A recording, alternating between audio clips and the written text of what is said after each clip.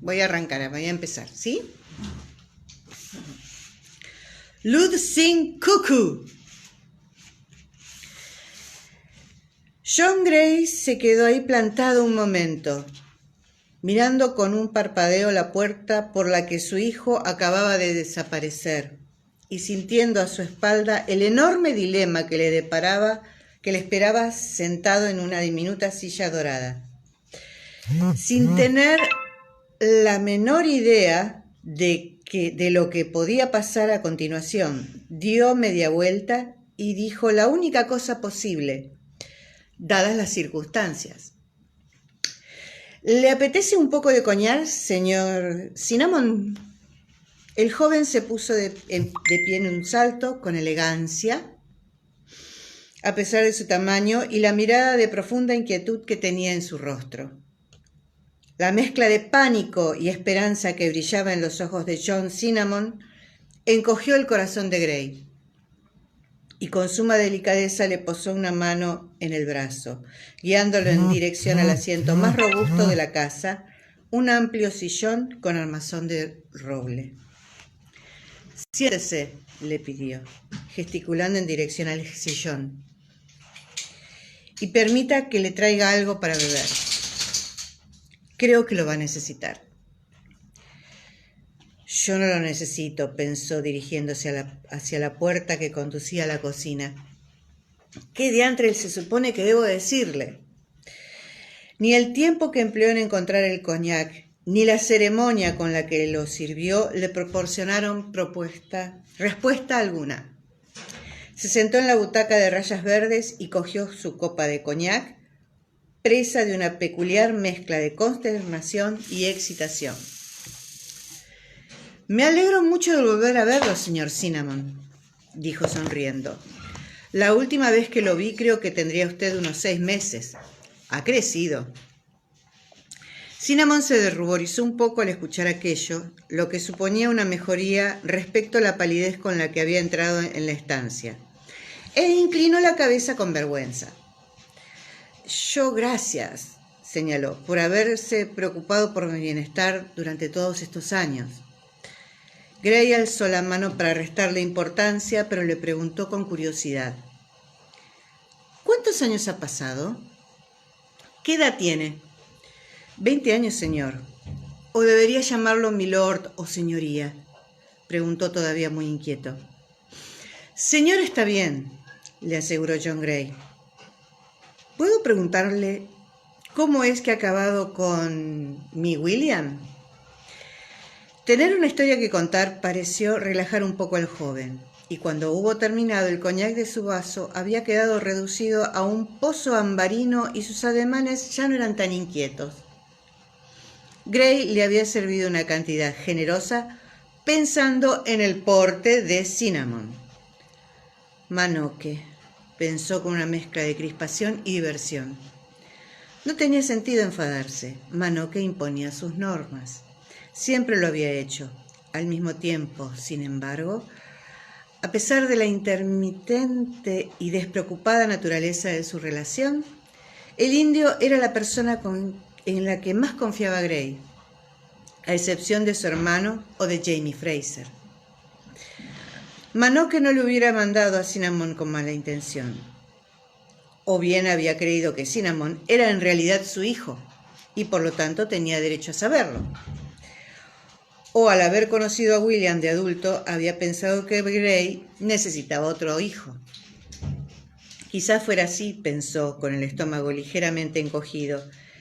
Si William elegía afrontar el problema de su paternidad desapareciendo sin más, o incluso aunque no lo hiciera, pero no serviría, concluyó con un asombroso pesar.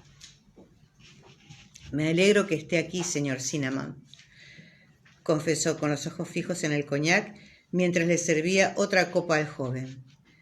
«Debería empezar disculpándome». «¡Oh, no!», exclamó Cinnamon incorporándose.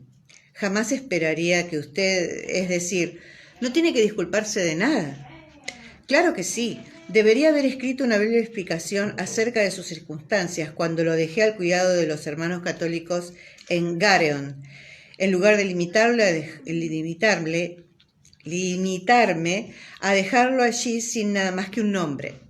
Pero es difícil, añadió con una sonrisa, mirar a un bebé de 6 meses e imaginar el resultado transcurrido un tiempo. De algún modo, uno piensa que los niños vayan a crecer. Le vino a la mente el recuerdo de William a los 2 años y medio, pequeño y apasionado, cuando ya empezaba a parecerse a su verdadero padre. Cinnamon observó sus grandes manos apoyadas en las rodillas y a continuación, como si no pudiera evitarlo, miró la esbelta mano de Gray, que seguía rodeando la botella de coñac. Entonces observó con atención el rostro de Gray, buscando algún parecido. «Se parece usted a su padre», dijo Gray mirando al joven a los ojos. «Desearía ser ese hombre, tanto por su bien como por el mío». Se hizo un profundo silencio en la estancia. Cinnamon se quedó inexpresivo y permaneció de ese modo durante unos segundos. Parpadeó 1 o 2 veces, pero no reveló ni una de sus emociones. Al final asintió y respiró tan hondo que el aire llegó hasta las raíces de su alma. ¿Puede decirme quién es mi padre, señor? Ahí estaba, pensó Gray. Enseguida había barajado las opciones. O se responsabilizaba de él o le decía la verdad. ¿Pero cuánta verdad? El problema era que la existencia de Cinnamon no le concernía tan solo a él. Había más personas involucradas. ¿Tenía Gray derecho a entrometerse en sus asuntos sin consultarlo o pedir permiso? Pero pensó que debía decirle algo al chico y cogió la copa. Tal como le comentó Manoque, era un soldado inglés, admitió con cautela. Su madre era mitad francesa, mitad... Me temo que no conozco de qué otra nacionalidad era. Siempre he creído que era Assiniboine, repuso Cinnamon. Es decir, yo sabía que debía ser medio indio y siempre había observado con mucha atención a los hombres que pasaban por Gareon para ver si... Hay muchos Assiniboine en esta parte del país. Suelen ser altos y... Alzó su enorme mano y gesticuló casi sin darse cuenta para señalar la amplitud de sus hombros. Gray asintió sorprendido, pero complacido de ver que el joven se estaba tomando la noticia con serenidad. «Yo vi a su madre», confesó y tomó otro sorbo de coñac. «Solo la vi esa vez, pero en realidad era alta para ser mujer. Quizás fuera un par de centímetros más alta que yo, y muy hermosa», añadió con amabilidad. «Oh», apenas fue un suspiro, pero Gray se asombró y conmovió de ver que al chico le cambiaba la cara. Por un instante recordó la expresión que había visto en el rostro de Jamie Fraser en el momento que recibió la comunión de manos de un sacerdote irlandés, cuando ellos dos habían ido ahí juntos a Irlanda siguiendo la pista de un criminal. Una expresión de veneración, una paz agradecida. Murió de viruela en una epidemia. Yo lo compré a usted a cambio de 5 guineas que entregué a su abuela, además de 2 mantas y un pequeño tonel de ron. Era francesa, añadió de modo de disculpa, y Cinnamon apretó un poco los labios. ¿Y mi padre? Se inclinó hacia adelante y se apoyó las manos en las rodillas con una actitud determinada. ¿Me puede decir su nombre, por favor?, añadió de nuevo, presa de cierta inquietud. Gray vaciló, recordando con intensa claridad las imágenes que había ocurrido cuando William había descubierto la verdad acerca de su paternidad. Pero se dijo que las situaciones eran del todo distintas y, sinceramente, se llama Malcolm Stubbs, confesó. Usted no heredó su estatura. Cinnamon se quedó mirándolo con asombro un momento, pero entonces, al comprender la alusión, dejó escapar una breve y asombrada carcajada. Avergonzado se llevó una mano a la boca, pero al ver que Gray no se alteraba, la bajó. ¿Ha dicho usted se llama, señor? Entonces, ¿sigue con vida? Toda la esperanza y todo el temor con la que había entrado en la casa volvía a brillar en sus ojos. Lo estaba la última vez que tuve noticias de él, aunque eso hace más de un año. Vive en Londres con su esposa. Londres, susurró Cinnamon, y negó con la cabeza como si Londres no pudiera ser un lugar real. Como le decía, él estaba herido cuando tomamos Quebec. Estaba muy grave, había perdido un pie y la parte inferior de la pierna a causa del impacto de una bala de cañón. Yo estaba asombrado de que hubiera sobrevivido, pero era un hombre muy resistente.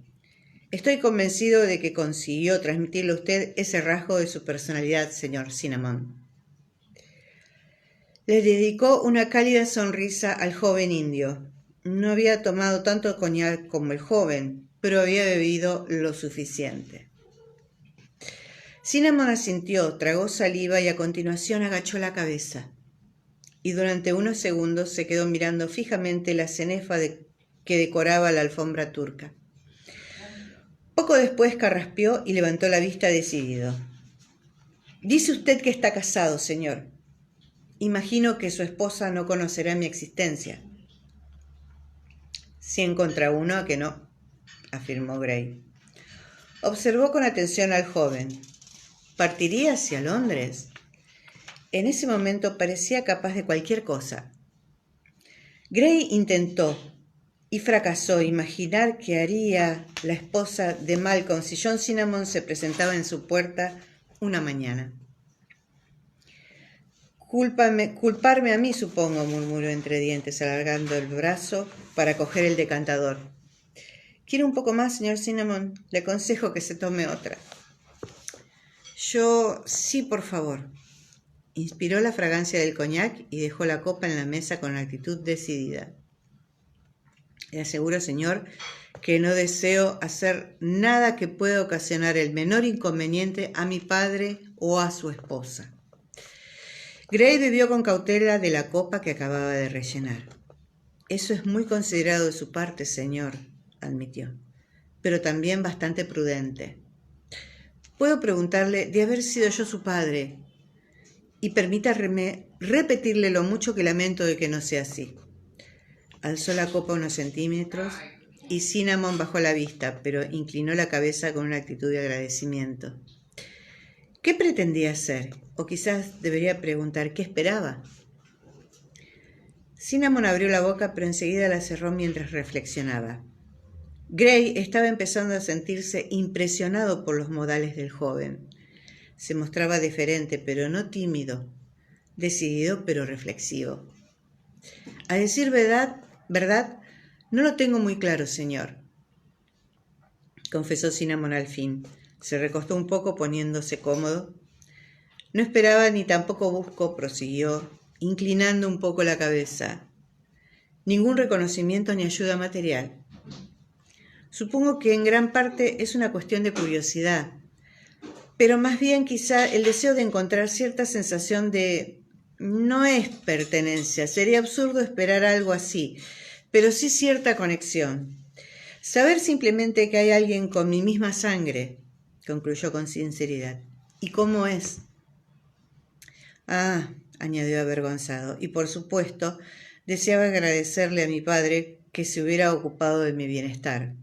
Volvió a carraspear. ¿Puedo pedirle un favor, señor? Claro, respondió Gray. Su mente había reaccionado a su propia pregunta. ¿Qué buscaría un hijo abandonado de un padre al que jamás ha conocido? No cabía duda que William no quería nada de Jamie Fraser, pero esa era una circunstancia por completo distinta. William conocía a Jamie desde que era niño, aunque conocerlo como hombre adulto era harina de otro costal. Y también estaba el hecho de que William tenía una familia, una buena familia. Personas que no solo tenían su misma sangre, sino que también ocupaban su mismo lugar en el mundo. Gray intentó imaginar lo que sería estar del todo solo, pero fracasó miserablemente. Si quisiera escribir esa carta, estaba diciendo Cinnamon, y Gray regresó al presente sobresaltado.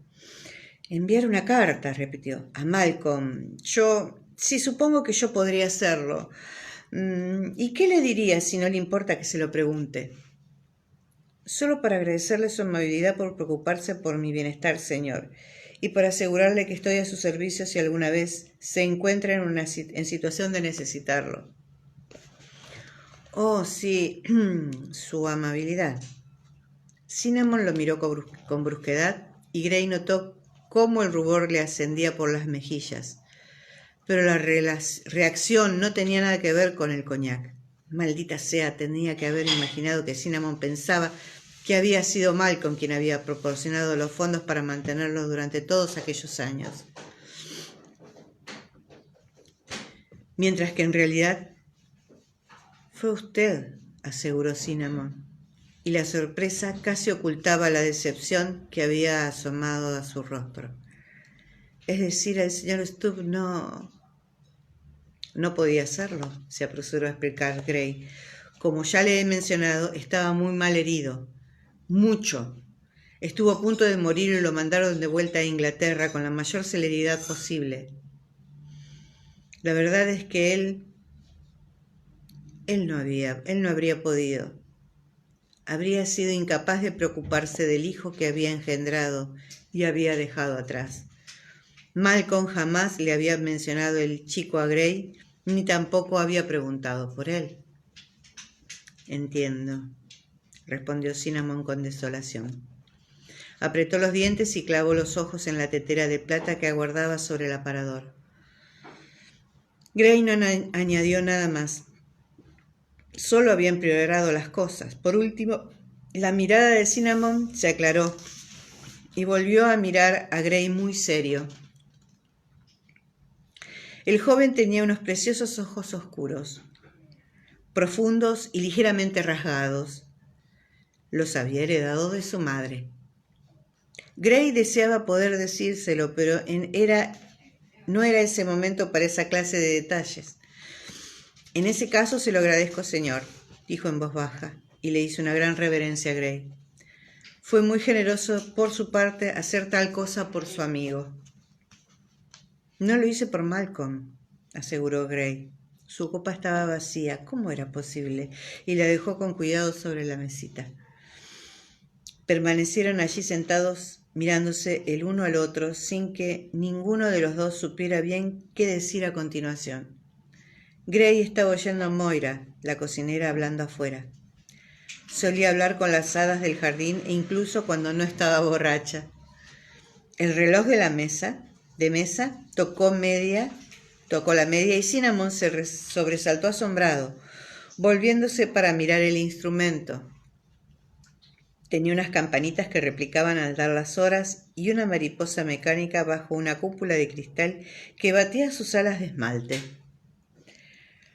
Sin embargo, el movimiento había acabado con el silencio incómodo y cuando Cinnamon dio media vuelta, habló sin ambages. El padre Charles me comentó que usted me había puesto un nombre cuando me dejó en la misión. Supongo que no sabía cómo me llamaba mi madre, ¿no es cierto? Pues no, contestó Gray desconcertado. No lo sabía. Entonces, ¿fue usted quien me puso el nombre de John? El joven esbozó una sonrisa. ¿Me puso usted su nombre? Gray advirtió que en sus labios también se dibujaba una sonrisa y encogió un hombro como quitándole importancia. Bueno, repuso, le cogí cariño.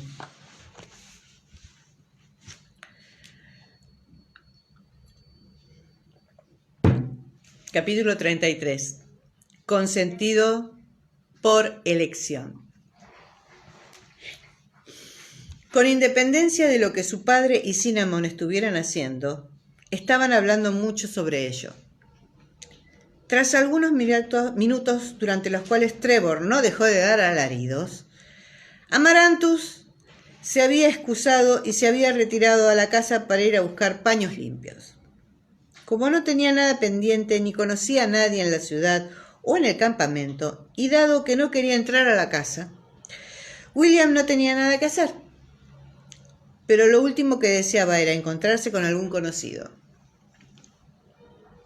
Se caló lo mejor que pudo el sombrero negro y se obligó a pasear con tranquilidad por las calles de la ciudad en dirección al campamento. Aquel lugar estaba lleno de soldados, proveedores del ejército y tropas de apoyo. Sería fácil pasar desapercibido.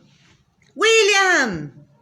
Se puso tenso al oír el grito, pero resistió el impulso de salir corriendo. Reconocía esa voz, del mismo modo que quien profirió el grito había reconocido su altura y su silueta.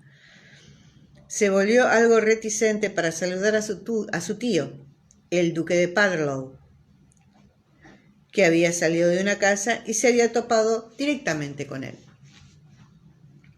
«Hola, tío Al», dijo con toda la elegancia que pudo. Suponía que no importaba. Lord Shorn le hablaría a su hermano de la presencia de William y John Cinnamon. «¿Qué estás haciendo aquí?», le preguntó su tío, y lo hizo con delicadeza para tratarse de él. Su afilada mirada tomó nota de todo, desde las botas llenas de barro de William hasta el petate sucio que llevaba al hombro y la capa raída del brazo. «¿Has venido a alistarte?». «Ja, ja, ja», respondió William con frialdad, pero enseguida se sintió mejor. «No, he venido con un amigo que tenía asuntos que atender en el campamento». «¿Has visto a tu padre?». «La verdad es que no». No se explicó y tras una pausa reflexiva, Hal sacudió su capa militar de color gris y se la puso sobre los hombros. «Voy a bajar al río a tomar un poco de aire antes de cenar. ¿Me acompañas?». William se encogió de hombros. ¿Por qué no? Salieron de la ciudad y descendieron por la colina sin que nadie los abordara. Y William empezó a notar cómo se iba alivianando la tensión que había acampado entre sus omóplatos. A su tío no le gustaba entablar conversaciones vacuas, y tampoco le molestaba el silencio. Llegaron a la estrecha orilla sin intercambiar ni una sola palabra y empezaron a pasear poco a poco entre los bajos pinos y arbustos de acebo hasta llegar a la zona limpia del arenal. William apretó un poco los pies, disfrutando de poder dejar la marca de sus zapatos en la cenagosa arena gris. El cielo del verano extendía su vasto y azul manto sobre ellos, y el ardiente sol amarillo empezaba a internarse entre las olas. Siguieron la curva de la playa que culminaba en un diminuto banco de arena, habitado por una bandada de hosteros con el pico naranja que lo miraron con frialdad y lo dejaron pasar de mala gana, volviéndose hacia ellos para fulminarlos con la mirada al tiempo que se alejaban caminando de lado. Permanecieron allí unos minutos contemplando el agua. «¿Añoras Inglaterra?», le preguntó de pronto Hal. «A veces», contestó William con sinceridad. «Pero no pienso mucho en ello», añadió con menos honestidad. «Yo sí». El semblante de su tío se veía relajado, casi melancólico a la tenue luz del atardecer. «Pero tú no tienes una esposa allí ni hijos, y todavía no tienes casa propia». «No».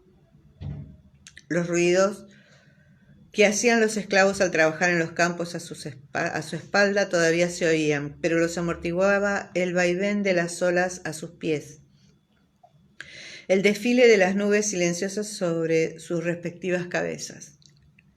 El problema del silencio era que permitía que los pensamientos de su mente adoptaran una insistencia tediosa, como el tic-tac de un reloj en una estancia vacía. La compañía de Cinnamon, por pesada que resultara en ocasiones, le había permitido escapar de ellos cuando lo había necesitado. ¿Qué hay que hacer para renunciar a un título? No había tenido la intención de preguntar eso tan pronto, y se asombró de escuchar cómo las palabras le salían de su boca. El tío Hal, sin embargo, no parecía en absoluto sorprendido. No puedes. William fulminó con la mirada a su tío, que seguía mirando el río abajo, imperturbable, en dirección al mar, mientras el viento arrancaba algunos mechones de pelo negro de su cola de caballo. ¿Qué quieres decir con eso que no puedo? ¿A quién le importa que yo renuncie a mi título o no? Hal lo miró con impaciencia cariñosa. No hablo retóricamente, zopenco.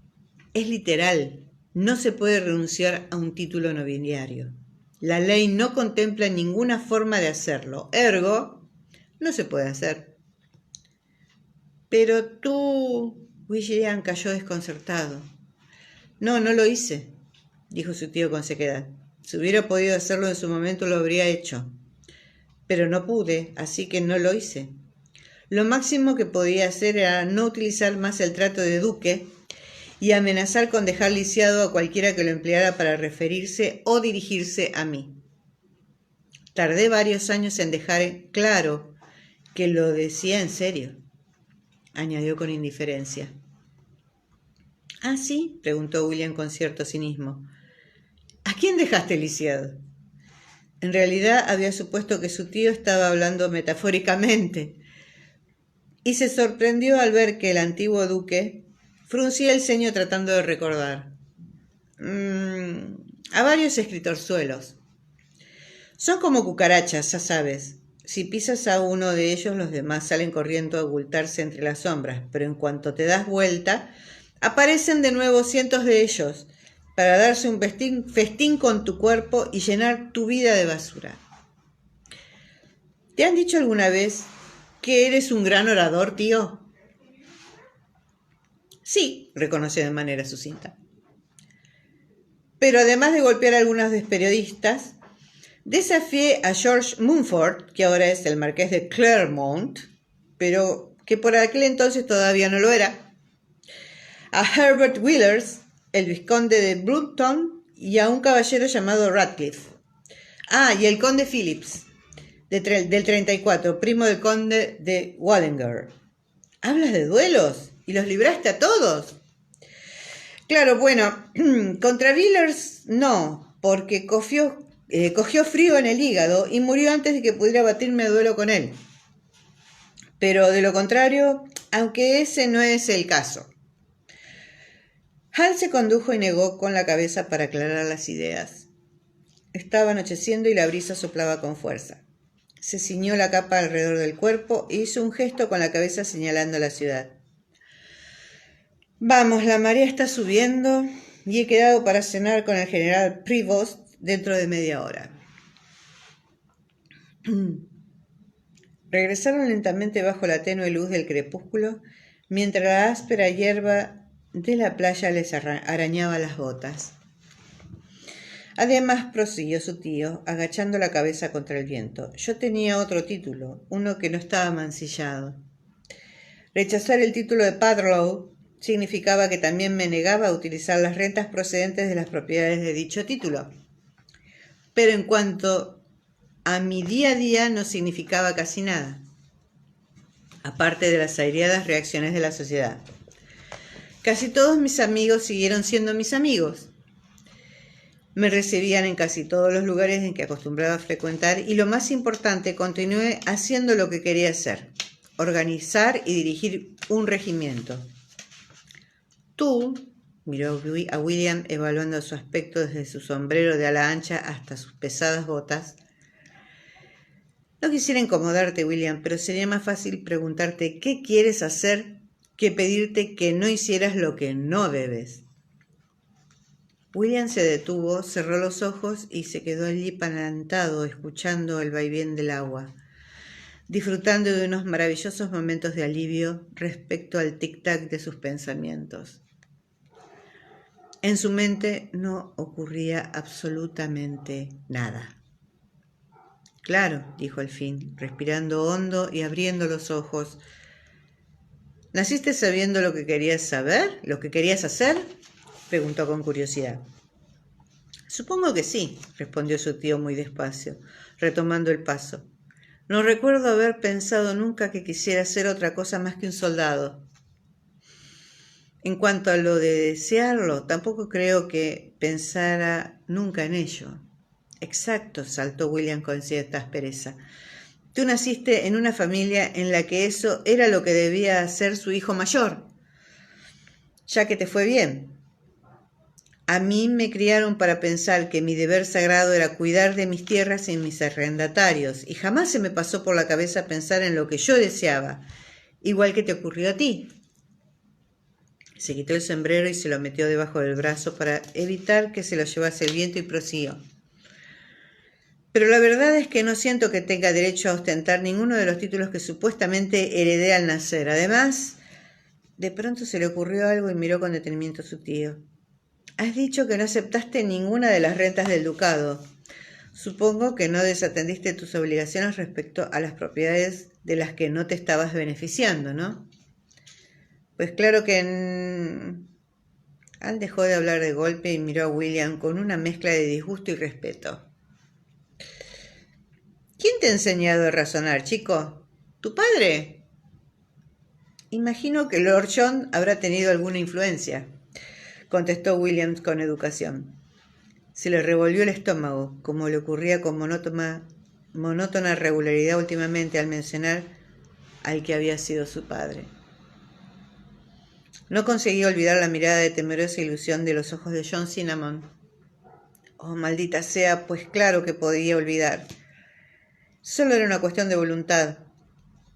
Aplazó el dilema, que era la segunda mejor opción. Pero tú no renunciaste a tus responsabilidades, incluso aunque no fueras a sacar ningún provecho de ellas, y sin embargo me estás diciendo que no podrías haberlo hecho. ¿No hay ninguna circunstancia por la que un noble puede dejar de serlo? Bueno, no por decisión propia. Piensa que un título es un obsequio de un monarca generoso. Un monarca que deja de ser generoso sí que puede arrebatarle los títulos a un noble, aunque dudo que ningún monarca pueda hacer algo así sin el apoyo de la Cámara de los Lores. A los nobles no les gusta sentirse amenazados, es algo que no suele ocurrir hoy en día. No están acostumbrados, añadió con ironía. Aún así, tampoco se puede renunciar a los deseos de un rey. Me parece que no hay muchos motivos por el cual se pueda revocar un título. El único que se me ocurre ahora mismo es participar en una rebelión contra la corona. No me digas. William había hablado con despreocupación o lo había intentado, pero Hal se detuvo y se volvió para fulminar a su sobrino con los ojos. Si piensas que la rebeldía y la traición contra tu rey, tu país y tu familia son formas razonables de solucionar tus dificultades personales, William, quizás John no te ha educado tan bien como yo suponía. Y sin aguardar ninguna respuesta, dio media vuelta y se marchó dejando una colección de huellas amorfas entre las algas podridas. William permaneció un rato en la orilla, sin pensar. Y sin sentir mucho tampoco. Tan solo observando cómo las corrientes movían el río, dejando que su exhausto cerebro se relajara. Un escuadrón de pelícanos marrones con la cabeza blanca cruzó el cielo, conservando la formación al pasar a medio metro de la superficie del agua. Evidentemente no vieron nada interesante, pues levantaron el vuelo al mismo tiempo y sobrevolaron las ciénagas en dirección al mar abierto. No me extraña que haya quien huya haciéndose a la mar, pensó con cierta añoranza. Podría desprenderse de las pequeñas preocupaciones de la vida cotidiana y escapar de las demandas de una vida no deseada. Nada más que kilómetros y kilómetros de agua y cielo infinito. Y comida mala, mareos y la posibilidad de morir en cualquier momento en manos de piratas, ballenas o lo más probable, las inclemencias del tiempo. Pensar en las ballenas le hizo gracia, y pensar en comida, mala o no, le recordó que estaba hambriento.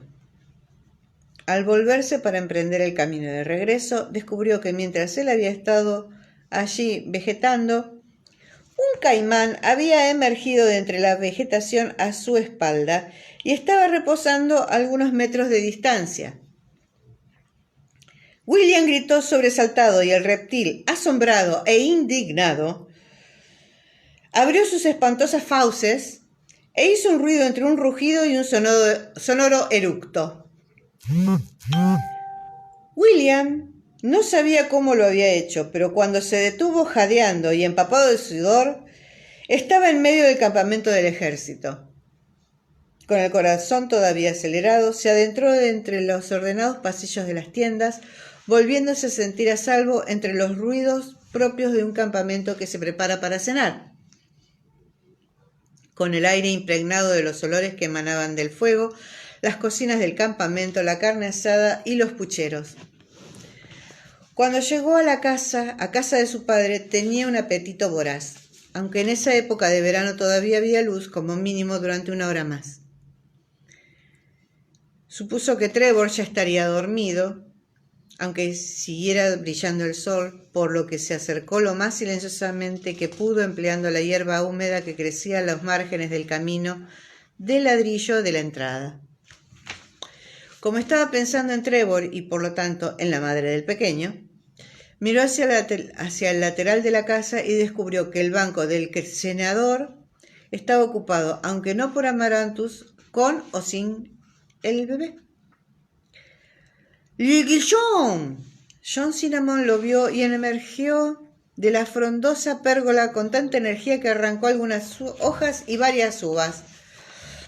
«John, ¿cómo te ha ido?», advirtió que el amplio rostro de Cinnamon brillaba de alegría y se le encogió el estómago. Papá habría aceptado a John Cinnamon como su hijo. «Oh, él ha sido, tu padre es un hombre maravilloso, Guillaume. Eres muy afortunado de tenerlo». «Yo, sí», dijo William con cierto recelo. «Pero te ha dicho...» «Me ha hablado de mi padre», respondió Cinnamon, y guardó silencio para tragar saliva debido a la grandeza de la palabra. «Mi padre. Se llama Malcolm Stubbs. ¿Lo conoces?». «No estoy seguro», admitió William, frunciendo el ceño tratando de recordar. «Diría que he oído ese nombre en 1 o 2 ocasiones, pero si lo conozco debió ser cuando yo era muy pequeño». Cinnamon agitó una de sus enormes manos para restarle importancia. «Era soldado, un capitán. Lo hirieron gravemente en la batalla por la toma de la ciudad de Quebec, en las llanuras de Abram». «Conozco esa batalla, sí, pero ¿sobrevivió?». «Sí, vive en Londres». Cinnamon le estrelló el hombro encantado y William notó la presión en la clavícula. «Ya veo, bueno, pues es una buena noticia, ¿no?». «Lord John dice que si quiero escribirle una carta, él se ocupará de que el capitán Stubbs la reciba. ¡En Londres!». Era evidente que Londres estaba justo al lado del país de las hadas, y William le sonrió a su amigo, feliz de que Cinnamon estuviera tan emocionado de haber descubierto aquello y al mismo tiempo, secreta y avergonzadamente, aliviado de saber que Cinnamon no era hijo biológico de su padre. Tuvo que quedarse un rato en el patio escuchando el emocionado relato de Cinnamon acerca de lo que él había dicho y de lo que le había dicho Lord John y lo que él había pensado cuando Lord John lo había dicho. Y entonces, ¿le escribirás la carta?, ¿no?, consiguió preguntarle William en cuanto tuvo ocasión. «Oh, sí», Cinnamon le cogió la mano y se la estrechó. «¿Me ayudarás, Guillaume? ¿Me ayudarás a decidir qué debo escribir?». «Ah, sí, claro», recuperó la mano aplastada y flexionó un poco los dedos. «Bueno, supongo que eso significa que te quedarás un tiempo en Savannah, por si recibieras alguna respuesta del capitán Stubbs, ¿no?». Cinnamon pareció palidecer un poco, ya fuera al pensar en recibir una respuesta o al valorar la posibilidad de que pudiera no ser así. Pero respiró hondo y asintió.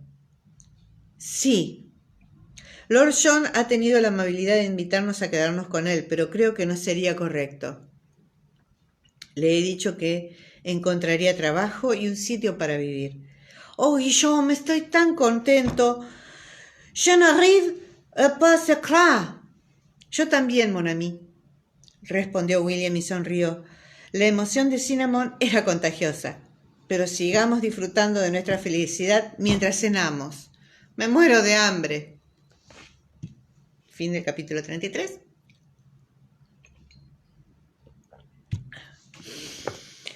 Capítulo 34. Hijo de un pastor. Cerro de Fraser.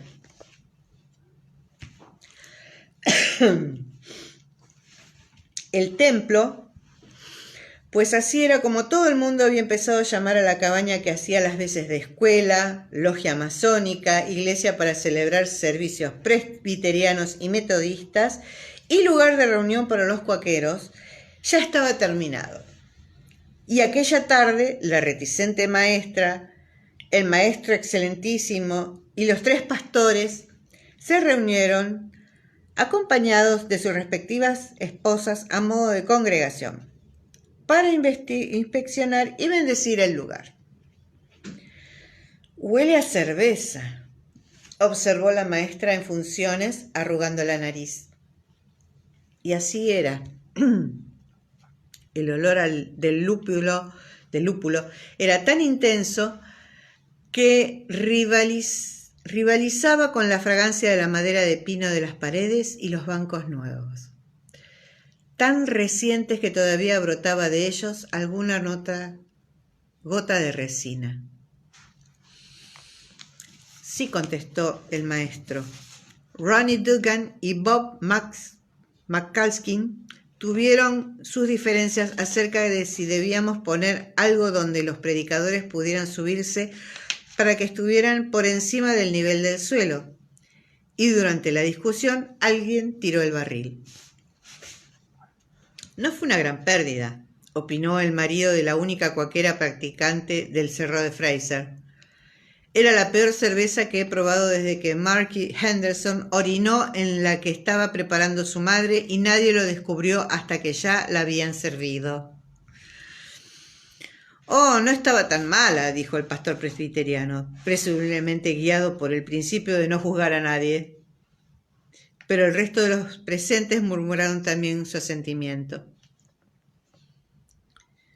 ¿Quién la elaboró?, preguntó Rachel en voz baja, mirando por encima del hombro por si acaso el espantoso cervecero podía oírla. Me avergüenza admitir que yo traje el barril, confesó el capitán Cunningham, frunciendo el ceño. Pero no tengo ni idea de quién la había hecho. Llegó a Cross Creek junto a algunos de mis libros. Se oyó un comprensivo murmullo general, interrumpido por un gruñido desaprobador por parte de la señora Cunningham, y aparcaron el tema de la cerveza por tácito acuerdo general. Veamos. Jamie llamó al orden a los presentes, abriendo uno de sus libros de contabilidad nuevos que, en adelante, dedicaría a los asuntos del templo. Brianna dice que está dispuesta a dar clases a los enanos, a los niños, 2 horas cada mañana, de 9 a 11, así que ya podéis hacer correr la voz. Las clases empezarán después de la cosecha, y si alguno de los muchachos o muchachas mayores no sabe leer o escribir todavía, también pueden venir a aprender. Cuando anigan, digamos que con horas concertadas, contestó Bri. ¿Qué hay de las pizarras? ¿Tenemos algunas? No, ninguna, contestó Jamie y anotó. Pizarras, 10, a lápiz en su libro. ¿Solo 10? Pregunté mirando por encima de su brazo. Seguro que hay más de 10 niños a los que dar clases. Vendrán cuando se aseguren de que Brianna no les pegará, apuntó Roger sonriendo a su mujer. Creo que podemos preguntarle de dónde sacar las pizarras a Gustav Gründal, el profesor Moravo. Lo conozco y es un buen tipo. Hasta que las consigamos, yo le pintaré de negro una madera. Yo sé de un sitio donde podemos conseguir tiza, ofrecí. Traeré unas cuantas cuando pase por allí mañana. ¿Pupitres?, preguntó Brie con recelo mirando a su alrededor. La estancia era espaciosa y estaba bien iluminada. Había ventanas que de momento estaban abiertas en 3 de las 4 paredes, pero no había más muebles aparte de los bancos. Por lo visto, quienquiera que quisiera construir una tarima había perdido la discusión. En cuando alguien tenga tiempo, Mockridge. Tampoco pasa nada si de momento apoyan las pizarras sobre las rodillas. Y antes del otoño no tendrás muchos alumnos. Me parece que a todos les tocará trabajar hasta que termine la cosecha.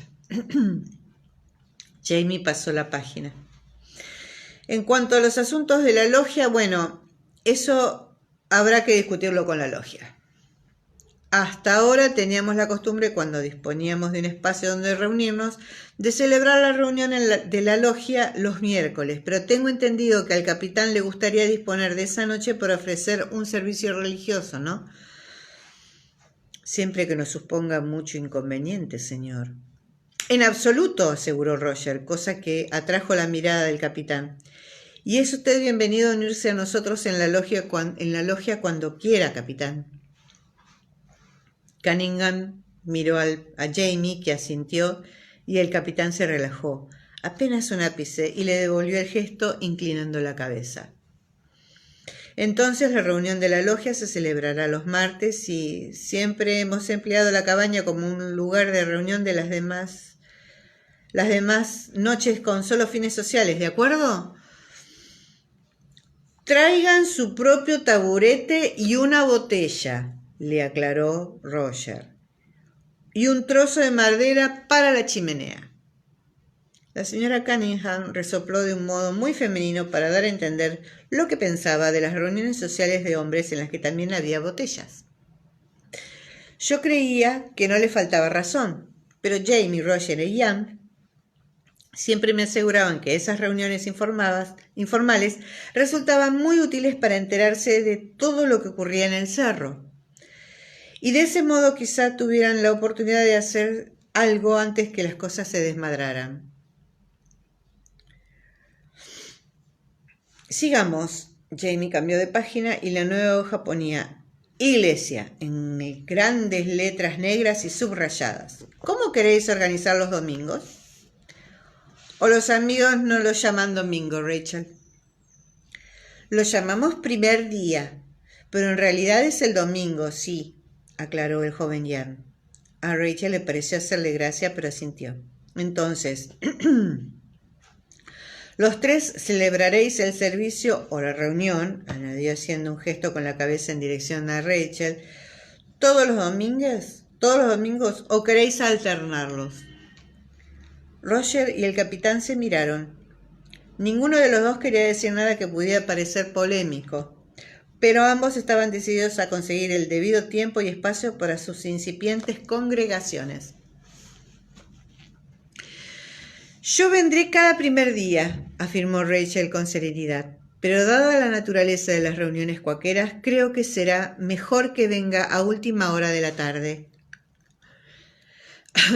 Las personas que asistan al servicio a la primera hora del día quizás quieran quedarse a reflexionar tranquilamente acerca de lo que han escuchado o deseen compartirlo con los demás. Mamá y yo también vendremos, aseguró Ian con firmeza. Los 2 pastores parecieron asombrarse de esa afirmación, pero después asintieron. Nosotros también celebraremos el servicio cada domingo, comentó Roger. A fin de cuentas, el tercer mandamiento nos dice, orarás a Dios 2 veces al mes. Exacto, convino el capitán, pero antes que pudiera seguir hablando, la señora Cunningham preguntó lo que todo el mundo estaba pensando. ¿Quién irá primero? Se hizo un silencio incómodo que Jamie rompió escarbando en su escarcela para sacar un chelín de plata. Lo lanzó al aire, lo cogió con el reverso de la mano y posó la otra mano encima. ¿Quién irá primero? ¿Cara o cruz, capitán? Cogido por la sorpresa, Cunningham vaciló y vi cómo su madre empezaba a articular cruz sin darse cuenta, o eso pensé yo. Cara, eligió él con firmeza. Jamie levantó la mano para mirar la moneda y después se la mostró al resto del grupo. Es cara. ¿Prefiere ser el primero o el segundo, capitán? ¿Usted sabe cantar, señor?, preguntó Roger, sobresaltando de nuevo al capitán. Yo sí, contestó el hombre sorprendido. ¿Por qué? Porque yo no puedo, confesó Roger, levantándose la mano al cuello. Si empieza usted, podría dejar a la congregación animada, entonando algún himno antes de marcharse. De esa forma quizás estén más receptivos a lo que yo pueda decirles. Sonrió y se oyó una risita, pero no creo que estuviese bromeando. Jamie asintió. No se preocupe mucho por ir primero o segundo, capitán. Aquí hay poco entretenimiento. Durante la breve visita que nos había hecho, John Quincy Myers había afirmado que las personas que vivían en las montañas disfrutaban de tan pocos entretenimientos que serían capaces de viajar 30 kilómetros para ir a ver cómo crecía el pasto. Lo dijo con modestia para quitarle importancia al hecho de ser considerado tan entretenido, pero no se equivocaba. Un pastor nuevo hubiera bastado para atraer un montón de gente.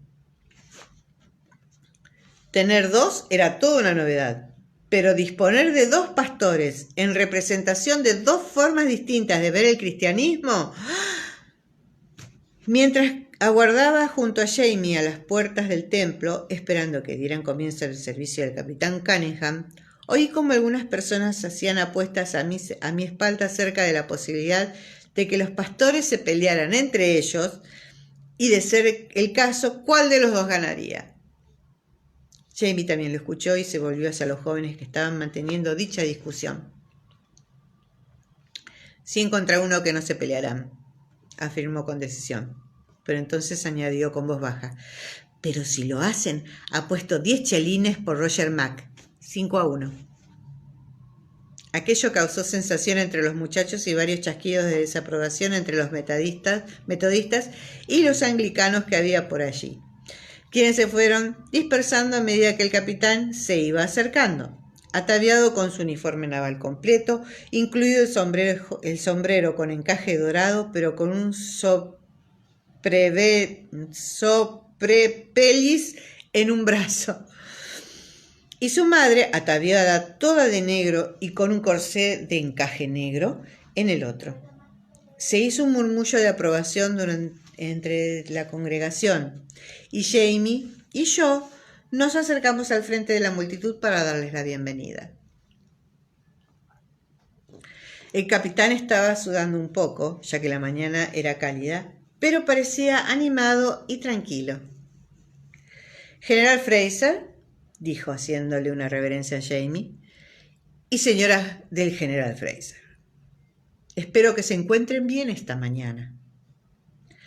Así es, señor, respondió Jamie devolviéndole la reverencia. Y gracias, aunque le agradecería que se dirigiese a nosotros empleando un título más modesto quizás, pero más adecuado. Yo soy el coronel Fraser y ella es mi esposa. Extendí mi falda de percal e hice una reverencia con la esperanza de seguir recordando cómo se hacía. Me pregunté si el capitán habría captado la insinuación de que Jamie había dirigido una milicia o podría hacerlo. El capitán se había puesto muy tenso, pero la señora Cunningham le hizo una reverencia perfecta a Jamie y se enderezó con elegancia.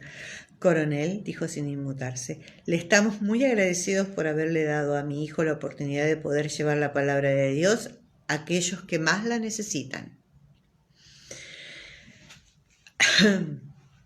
Roger había tenido muchas dudas acerca si debía asistir al servicio del capitán Cunningham.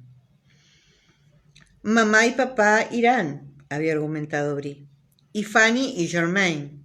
No queremos que parezcan que estamos evitando al pobre hombre, ¿no? O menospreciando su servicio. Pues no, pero no quiero que parezca que estoy allí evaluando la competencia. Además, tu padre tiene que ir. Él no puede permitirse parecer parcial. Brianna se rió y rompió con los dientes el hilo con el que estaba cosiéndole una falda a Mandy, que se había descosido sola por un lado mientras la pequeña supuestamente ocupada ayudando a la abuela Claire a preparar compota de manzana. A papá no le gusta que en el cerro ocurra nada a sus espaldas, por así decirlo, repuso, aunque no creo que el capitán Cunningham vaya a predicar por la insurrección y el amotinamiento desde el púlpito. Ni yo tampoco, aseguró él, por lo menos al principio. Venga, insistió, ¿no tienes curiosidad? Sí que la tenía, muchísima. Y no es que no lo hubiera escuchado ya muchísimos sermones al haberse criado como el hijo de un pastor presbiteriano. Pero en aquel momento él no tenía ninguna intención de convertirse en pastor y no había prestado mucha atención a los detalles. Había aprendido un poco la primera vez que había ofrecido sermones en el cerro y mucho más cuando había intentado ordenarse, pero eso ya hacía algunos años y muchos de los presentes solo lo conocían como el yerno del señor Fraser. Además, añadió Brianna levantando la falda para examinar con los ojos entornados para evaluar su labor. Si no vamos, llamaremos mucho la atención. Todo el cerro estará allí, créeme. También asistirán a tu servicio y recuerda lo que dijo papá acerca del entretenimiento. Tuvo que admitir... ¡Ani! Anita... Tuvo que admitir... Ese es Bonjo.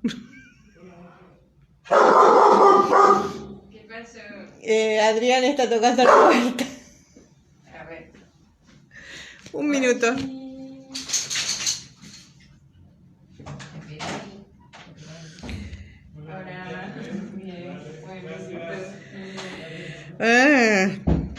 Tuve que admitir que ella tenía razón en todo. Perdón. Jamie y Claire habían asistido ataviados con sus mejores galas, con un aspecto de lo más benevolente. Germaine y Fanny estaban con ellos, inusualmente aseados y tranquilos. Miró de soslayo a sus hijos, que como mínimo estaban limpios, y aunque no se los veía demasiado tranquilos,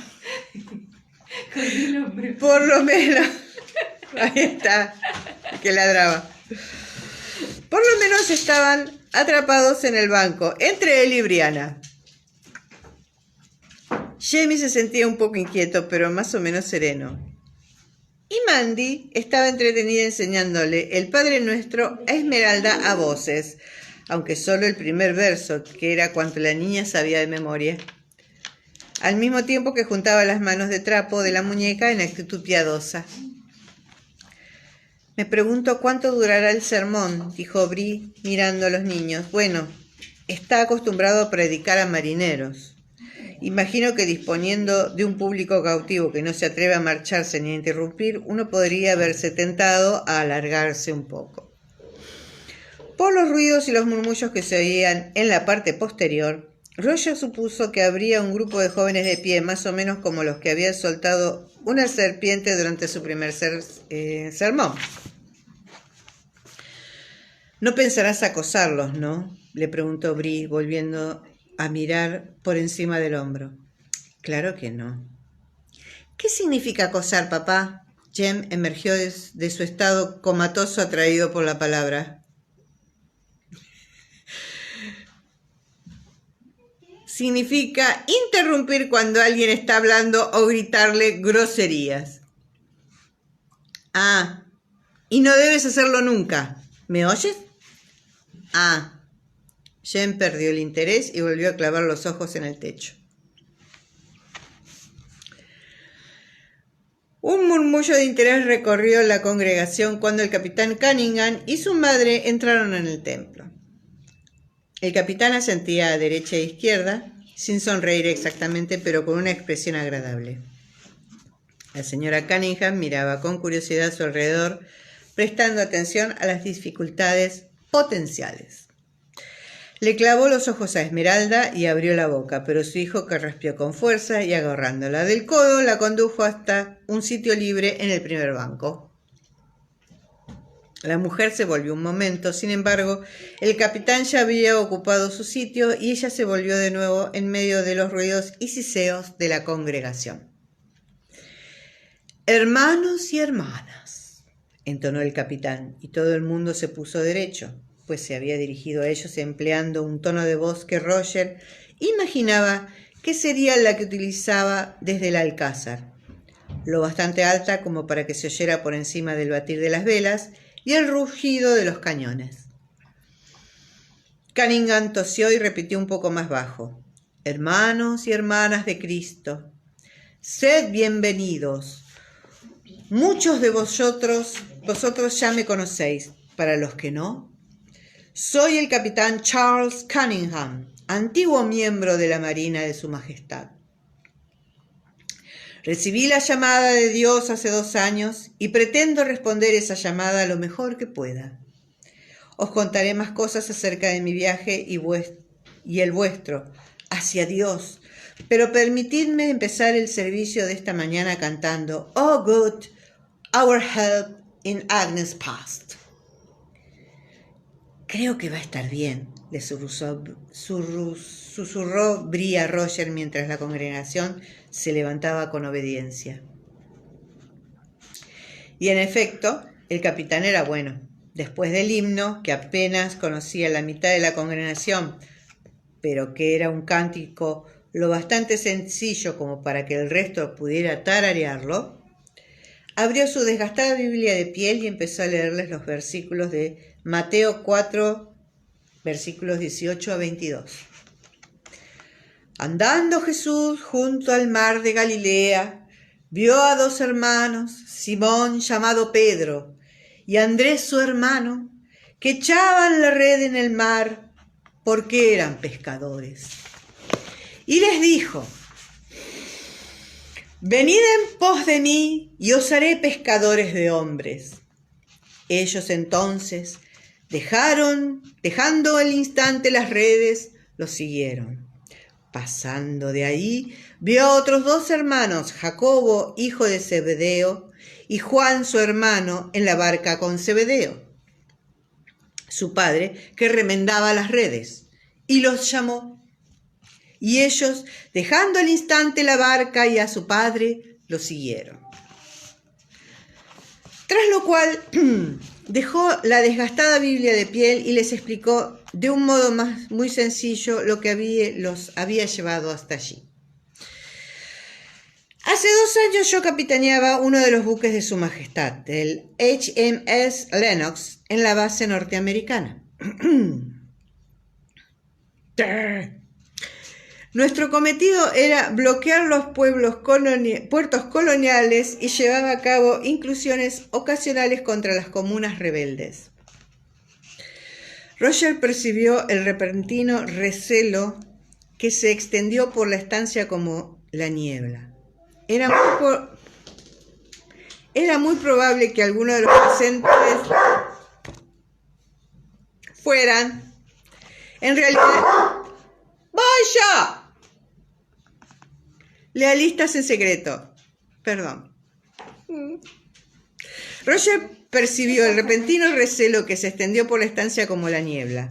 Era muy probable que algunos de los presentes fueran, en realidad, lealistas en secreto. Aunque la mayoría de los que habían declarado abiertamente lo habían hecho en calidad de rebeldes, pero Roger no sabía si lo habían hecho por convicción o siguiendo el deseo pragmático de aliarse con su arrendador, que estaba sentado en la primera fila. Hacía poco que mi hijo Simón se había unido a la embarcación como segundo teniente. Yo estaba muy contento, pues hacía 2 años que no nos veíamos, ya que él estaba en servicio en el canal. El capitán hizo una pequeña pausa como si estuviera divisando el pasado. Yo estaba orgulloso de él, dijo en voz baja. Estaba orgulloso de que hubiera elegido seguir mis pasos en la marina, y también de su conducta. Era un teniente muy joven, solo tenía 18 años, pero era emprendedor y valiente, y se preocupaba mucho por sus hombres. Apretó un momento los labios y respiró profundamente. Mientras patrullábamos la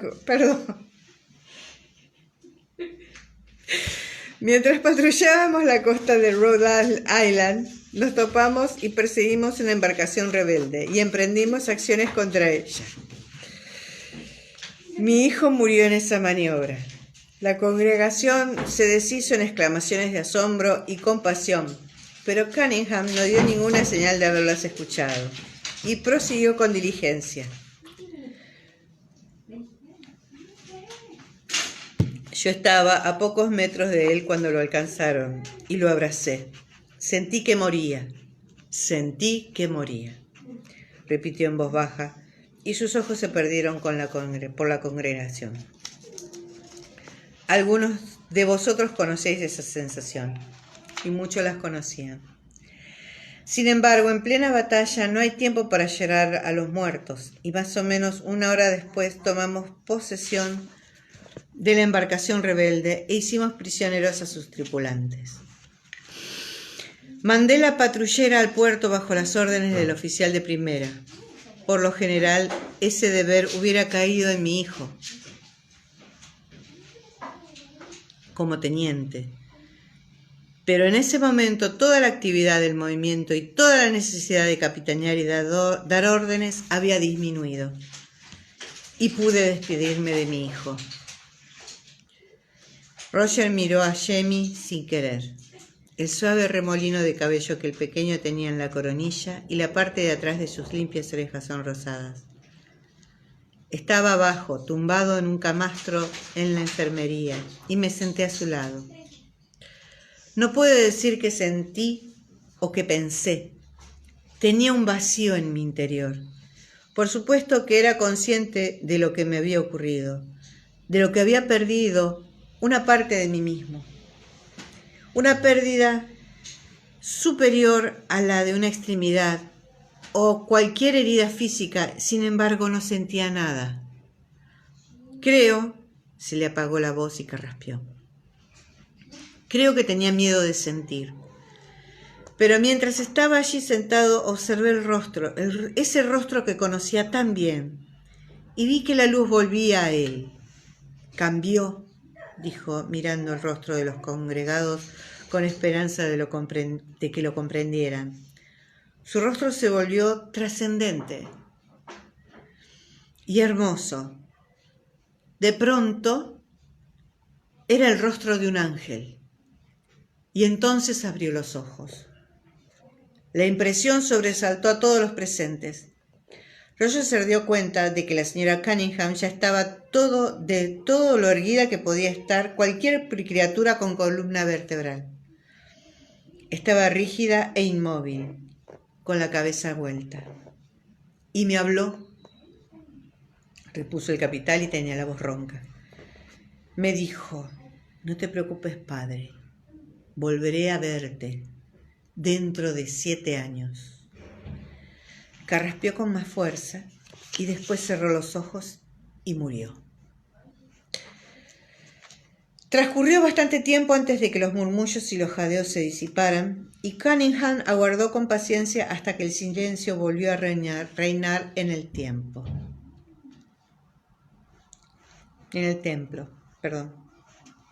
Cuando me levanté, explicó, me di cuenta que el Señor me había mandado una bendición y una señal, el conocimiento real, enfatizó, de que la muerte no destruye el alma, y la convicción de que el Señor me había elegido para que transmitiera ese mensaje a su pueblo. Y por eso he venido aquí a responder a la llamada de Dios, para traeros la palabra de la bondad de Dios, para ofreceros consejo en lo que puedo y para honrar la memoria de mi hijo, el teniente primero Simon Elmore Cunningham, que sirvió a su rey, a su país, a Dios con honor y libertad y lealtad. Roger se levantó para entonar el último himno, empujado por un frenesí de emociones.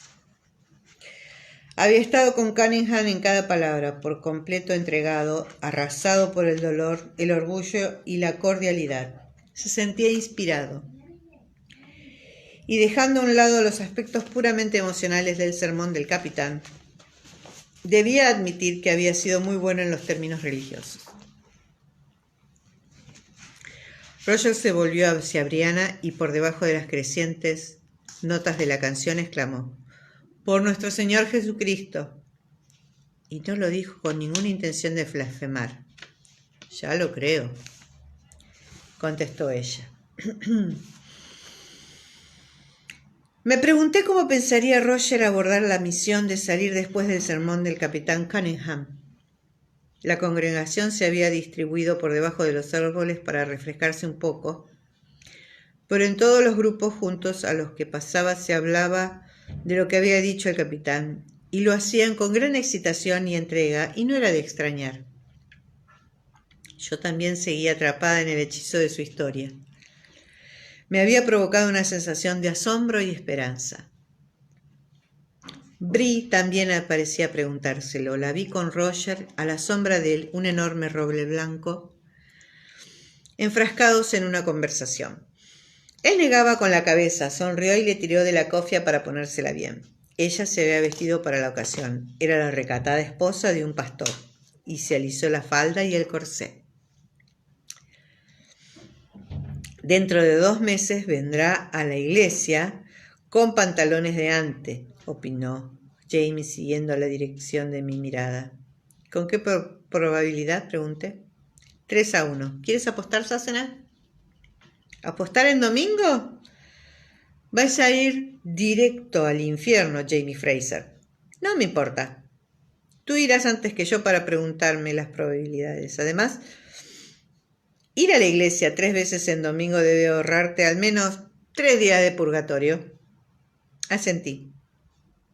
¿Preparado para el segundo asalto? Roger le dio un beso a Brianna y salió de las sombras a la luz del sol. Se lo veía alto, moreno y apuesto, con su mejor su único traje negro. Se dirigió hacia nosotros y vi que varias personas de los grupos más cercanos lo advertían y empezaban a guardar el pan, el queso y la cerveza, a retirarse tras los arbustos buscando un momento de intimidad y a arreglar los niños que se habían desaseado. Bosquejé un saludo cuando Roger llegó a nuestro lado. Desde el principio, Jerónimo, contestó, se puso de derecho y se dio vuelta para recibir su rebaño y llevarlo al interior del templo. Perdón. Una vez dentro advertí que estaba más calentito, aunque por suerte no hacía calor.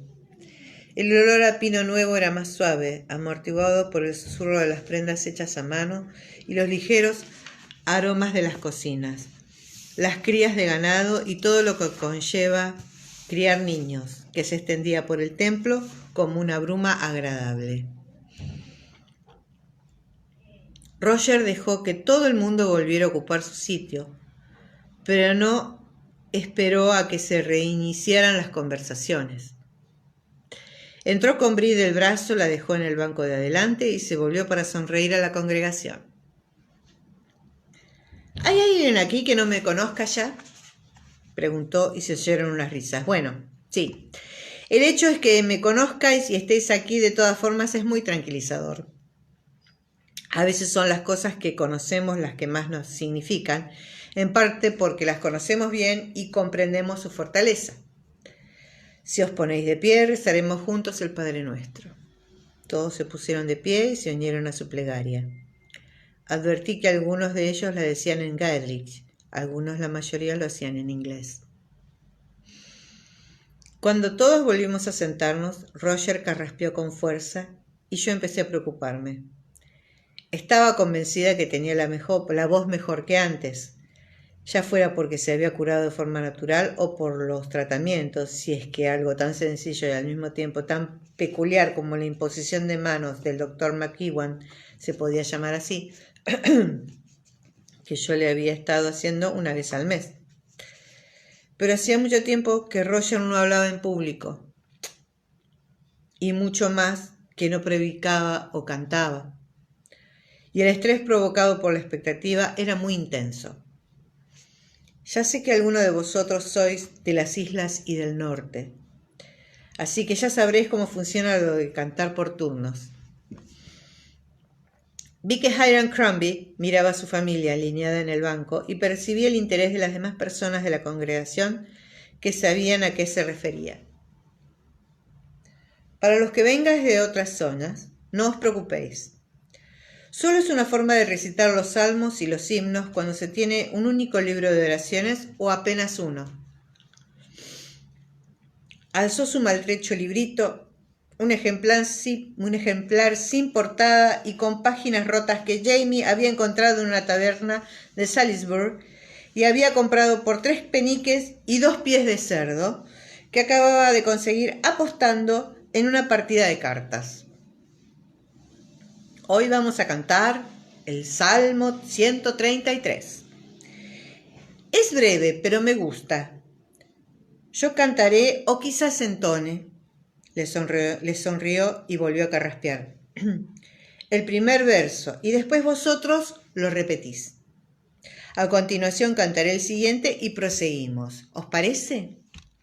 Abrió el libro por la página marcada y consiguió entonar la primera frase con una voz que, como mínimo, fue lo bastante fuerte como para oírse y lo bastante rítmica como para poder seguirla.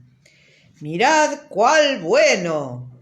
Se hizo una pausa y varias voces lo repitieron con seguridad. ¡Mirad cuál bueno! A Roger se le iluminó el rostro y fue entonces cuando me di cuenta de que no estaba seguro del todo de que funcionase. ¡Y cuán delicioso es! ¡Y cuál delicioso es!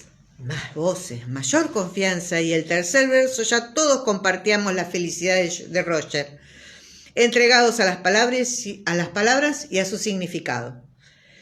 Era un salmo bastante breve, pero la gente se lo estaba pasando tan bien que lo repitió 2 veces y culminó al fin sudado y acalorado, debido al calor y al esfuerzo, con la frase ¡y vida eterna!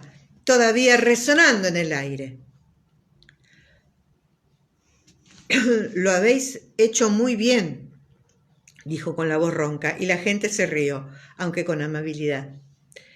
Jamie, ¿vendrás a leernos un fragmento del Antiguo Testamento? Miré a Jamie sorprendida, pero por lo visto él ya estaba preparado para aquello, pues cogió su pequeña Biblia verde que había traído consigo y se dirigió al frente de la sala.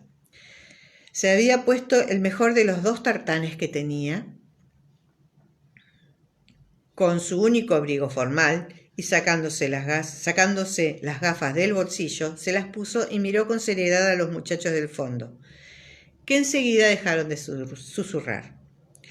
Convencido del efecto que había logrado con su mirada, abrió el libro y leyó un fragmento del Génesis, la historia de los ángeles que visitaron a Abraham, y a cambio de su hospitalidad le aseguraron que para cuando regresaran, su esposa Sara habría dado a luz un hijo varón.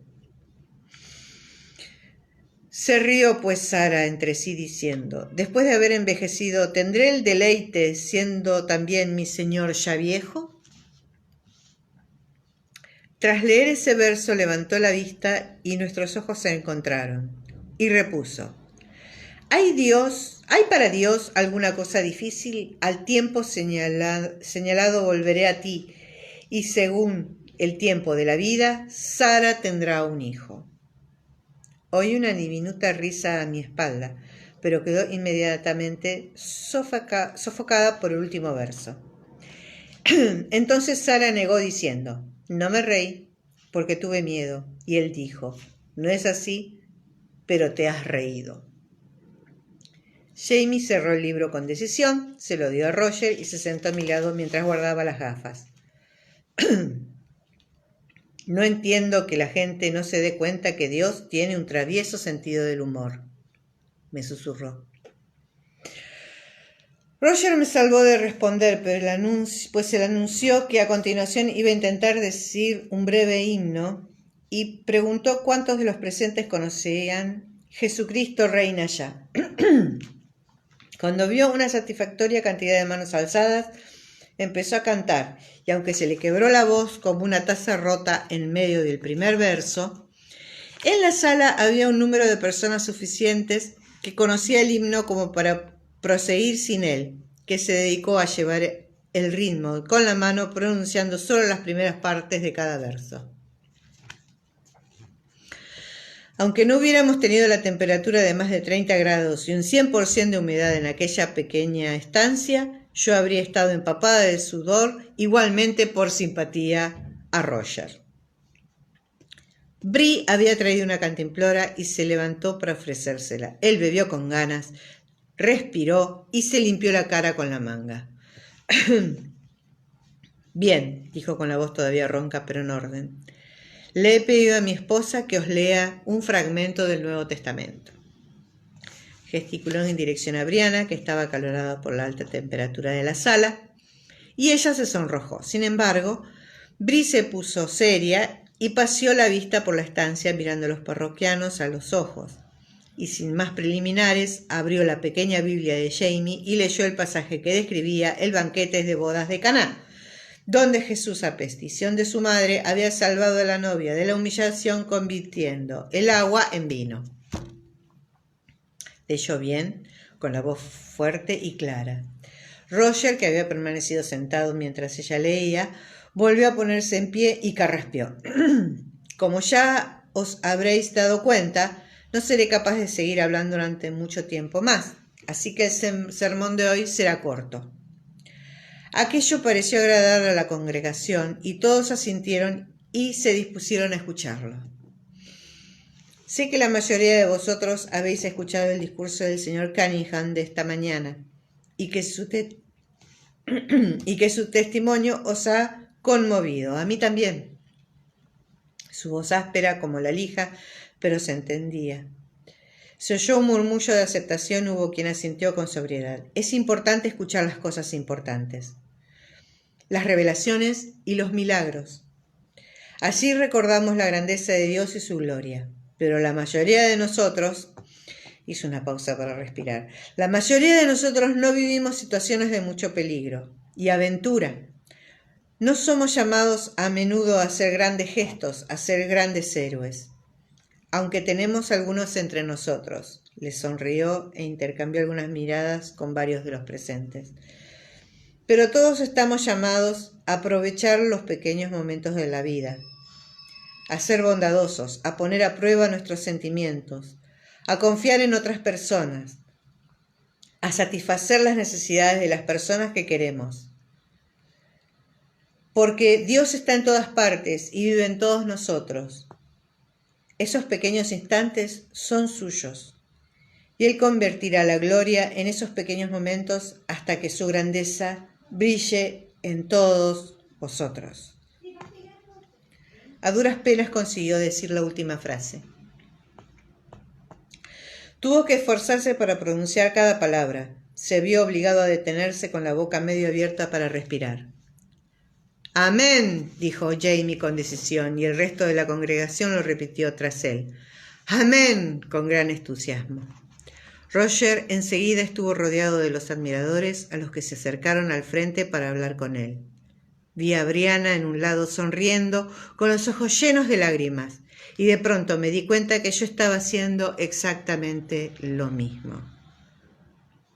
Bueno, vuelvo a repetir lo que dije antes de empezar a leer, que hoy le dedicamos la lectura a Alicia López de Casenave, que se fue al cielo, y ella quería leer en esta parte, pero no pudo leer nunca. Listo, ya terminé, chicas. Las quiero.